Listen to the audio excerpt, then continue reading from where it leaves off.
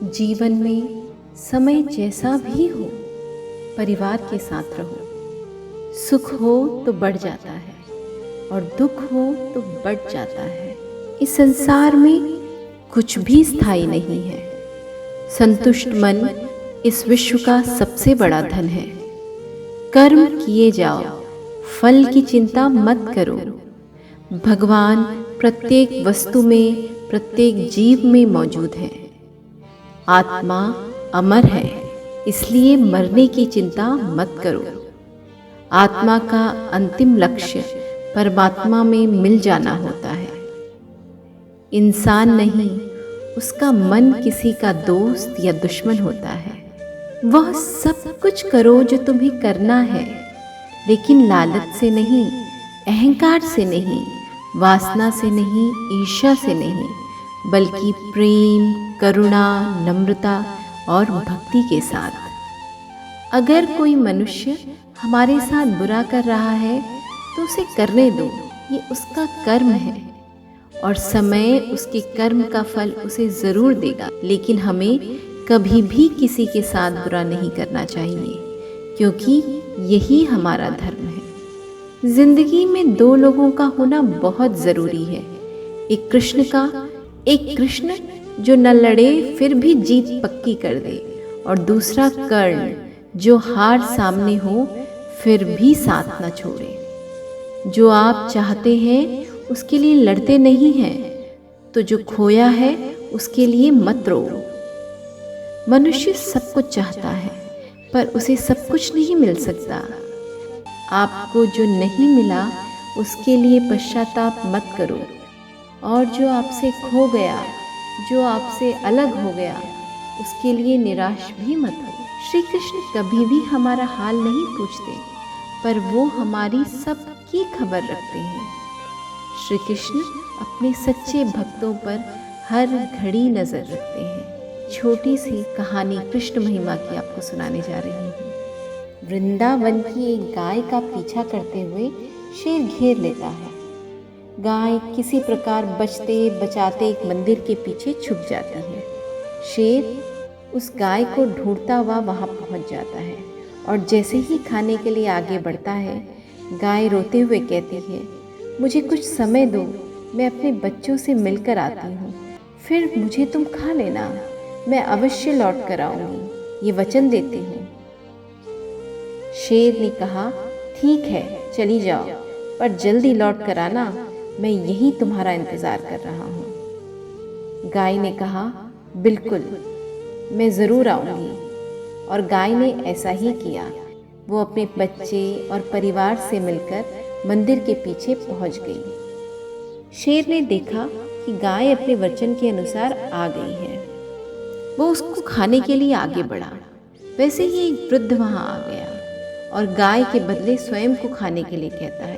शेर कुछ विचार करता कि पहले गाय की नन्ही बेटी वहाँ आ जाती है और अपनी माँ को छोड़कर उसे खाने के लिए कहती है।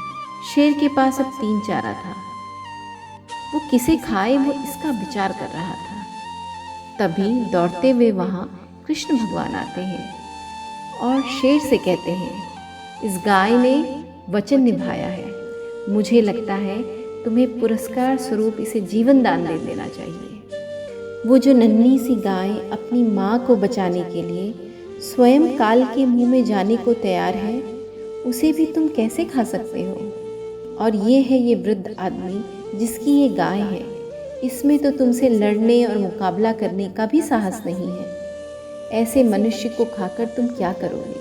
क्योंकि वो कृष्ण थे, उनकी बात का असर शेर पे हुआ और शेर ने कहा कि ठीक है, आज मैं खाना कहीं और ढूंढ लेता हूँ। ऐसा कहकर शेर वहाँ से चला जाता है और उस गाय की जान बच जाती है। तो देखा आपने कैसे श्री कृष्ण ने उस गाय की जान बचा ली। बस आपका विश्वास प्रहलाद जैसा हो, भीलनी जैसी आस हो, द्रौपदी जैसी पुकार हो, मीरा जैसा इंतज़ार हो, तो कृष्ण को आना ही पड़ता है। समय एक सा नहीं रहता। आज दुख है तो कल सुख भी आएंगे, और सुख के बाद दुख का आना भी स्वाभाविक है। आपको पूरे धैर्य और श्री कृष्ण पर विश्वास के साथ अपना जीवन निर्वाह करना चाहिए।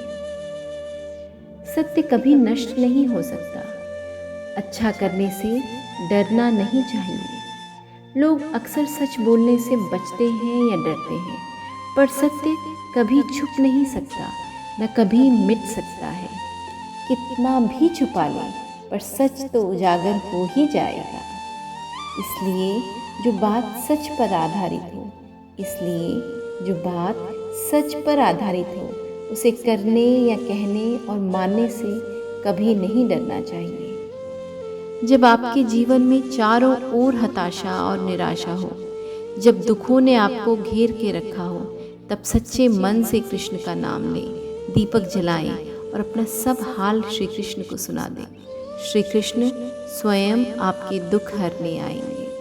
द्वापर युग की एक घटना मैंने पढ़ी थी, वो आपको सुनाती हूँ। द्वापर युग में देवताओं में ये चर्चा थी कि राधा ही कृष्ण की सबसे बड़ी भक्त है, पर इस बात से एक व्यक्ति सहमत नहीं थे, और वह थे नारद मुनि। वो अपने आप को ही कृष्ण का सबसे बड़ा भक्त मानते थे, पर देवताओं में राधा रानी के विषय में चर्चा सुनकर उन्हें थोड़ी जलन महसूस होने लगी।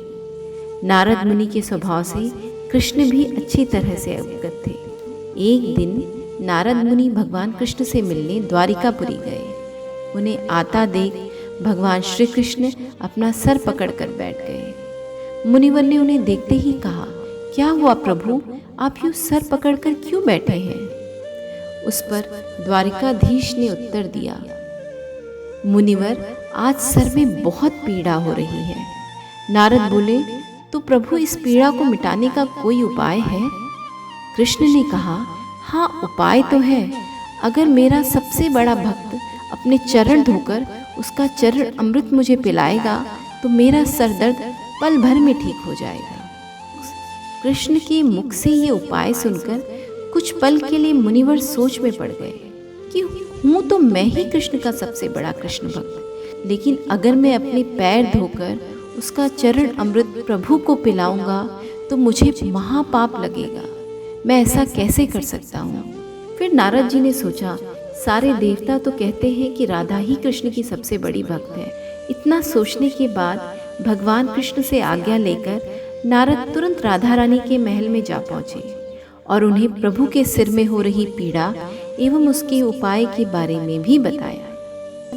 ये सुनकर राधा रानी ने एक क्षण का भी विलंब न करते हुए अपने चरण धोकर उसका अमृत एक कटोरी में नारद मुनि के हाथ में लाकर दिया और कहा, मुनिवर, मैं ये नहीं जानती कि मैं कृष्ण की सबसे बड़ी भक्त हूँ या नहीं, पर मैं अपने ईश्वर आराध्य को पीड़ा में नहीं देख सकती। अगर आप ये सोच कर आए हैं कि मैं उनकी सबसे बड़ी भक्त हूँ, तो कृपा करके ये चरण अमृत तुरंत लेकर मेरे आराध्य को पिला दें। राधा के मुख से वह सच्चे भक्ति भाव के शब्द सुनकर नारद मुनि की आंखें खुल गईं और वो समझ गए कि राधा रानी ही कृष्ण की सबसे बड़ी भक्त है और प्रभु श्री कृष्ण ने ये लीला मुझे समझाने के लिए ही रची थी। जीवन में आधे दुख इस कारण जन्म लेते हैं क्योंकि हमारी आशाएं बड़ी होती हैं। इन आशाओं का त्याग करके देखो, जीवन में सुख ही सुख है।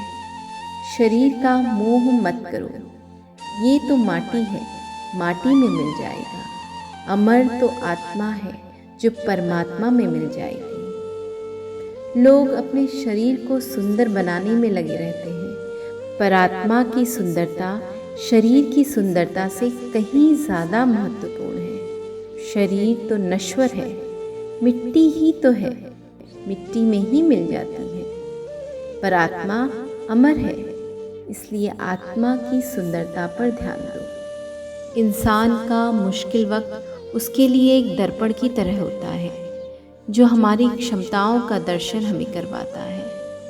अगर व्यक्ति शिक्षा से पहले संस्कार, व्यापार से पहले व्यवहार और भगवान से पहले माता पिता को पहचान ले तो जिंदगी में कोई कठिनाई कभी नहीं आएगी। जब आप प्रभु के साथ जुड़ जाओगे तो आपकी परीक्षा आरंभ हो जाएगी। कुछ लोग इसे दुख समझते हैं और कुछ लोग प्रभु की कृपा।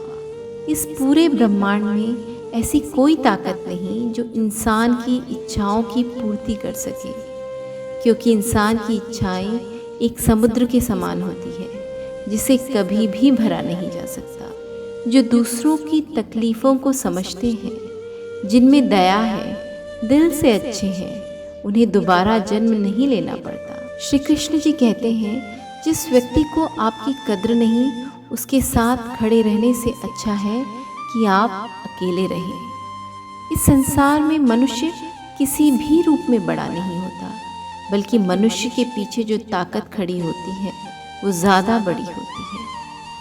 अहंकार मत कर किसी को कुछ भी देकर, क्या पता तू दे रहा है या पिछले जन्म का कर्जा चुका रहा है। प्रेम और आस्था, इन दोनों पर किसी का जोर नहीं। ये मन जहाँ लग जाए वहीं ईश्वर नजर आता है। मनुष्य अपने सच्चे हृदय से जो दान दे सकता है वो अपने हाथों से नहीं दे सकता, और मौन रहकर हम जो कह सकते हैं वह हम अपने शब्दों से भी नहीं कह सकते। तो दोस्तों, ये थे आज की कुछ कहानियाँ, कुछ अनमोल वचन। उम्मीद करती हूँ कि ये कृष्ण वचन आपको ज़रूर पसंद आए होंगे। मिलती हूँ अगले वीडियो में। तब तक मुस्कुराते रहिए, हंसते रहिए और अपने बड़ों का ख्याल ज़रूर रखिए।